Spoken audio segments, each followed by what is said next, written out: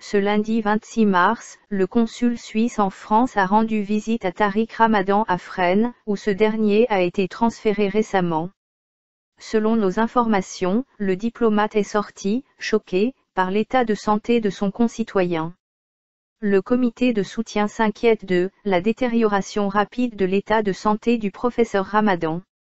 Tariq est rentré debout, aujourd'hui il vient au parloir en fauteuil roulant. L'épouse de Tariq Ramadan, Iman, s'est rendue à Fresnes ce mercredi 28 mars. La 4e visite depuis le début de la détention provisoire de son époux. Iman Ramadan dénonce des conditions de détention indignes et indique, le 2 février, Tariq est rentré debout. Aujourd'hui, il vient me voir au parloir en fauteuil roulant. Pourquoi n'a-t-on appris que lorsqu'il est arrivé en prison, que Tariq Ramadan était atteint d'une sclérose en plaques? Iman Ramadan assure qu'il a été vu plusieurs fois, par des médecins depuis 2014. Dans un rapport médical daté de janvier 2016 que le Muslim Post a pu consulter, le neurologue Dirk Deleu, neurologue, écrit que, après 1 an et demi de traitement, le patient a commencé à se plaindre de plus en plus de paresthésie des membres inférieurs. Les problèmes de santé de Tariq Ramadan n'ont pas débuté le 2 février, lors de son arrivée à Fleury-Mérogis. Le professeur a présenté pour la première fois en octobre 2014 un épisode de 10 jours d'engourdissement des membres inférieurs, initialement au niveau des 2 pieds mais avec propagation progressive au niveau des genoux, indique le médecin. Iman Ramadan rappelle que, avant d'être incarcéré, il y avait autour de l'état de santé de son mari, un consensus de diagnostic, une sclérose en plaques et une neuropathie de type inconnu. Selon le médecin qui l'a examiné en 2016, l'état de santé de Tariq Ramadan s'est détérioré.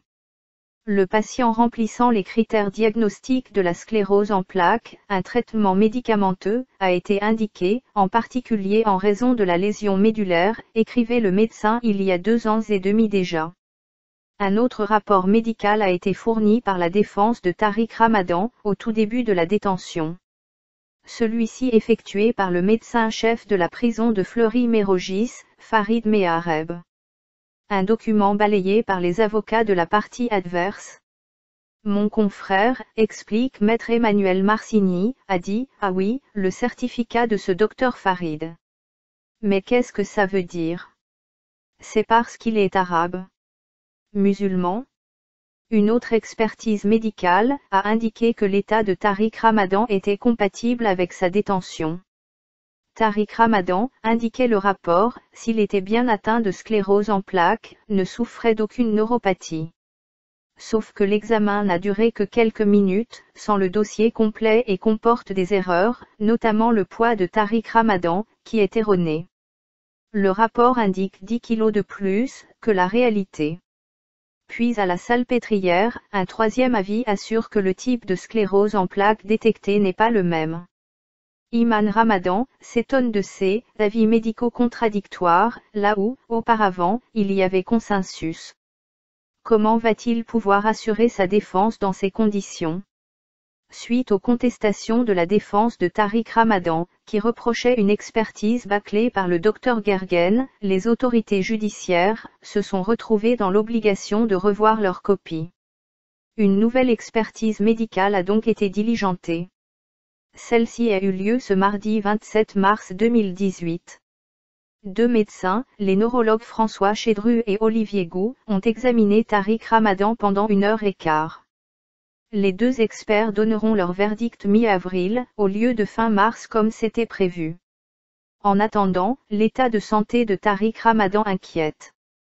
Début mars, l'avocat suisse de Tariq Ramadan, maître Marc Bonan, avait rendu visite au professeur. Il indiquait que son client lui avait paru très affaibli. Et il se s'est affaibli. Son état de santé pose un problème médical, avec acuité.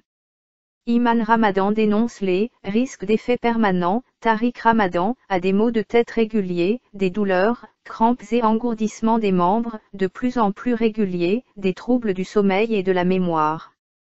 Seules quelques séances de kiné viennent parfois le soulager. Comment pourrait-il assurer sa défense dans ces conditions, demande Iman Ramadan.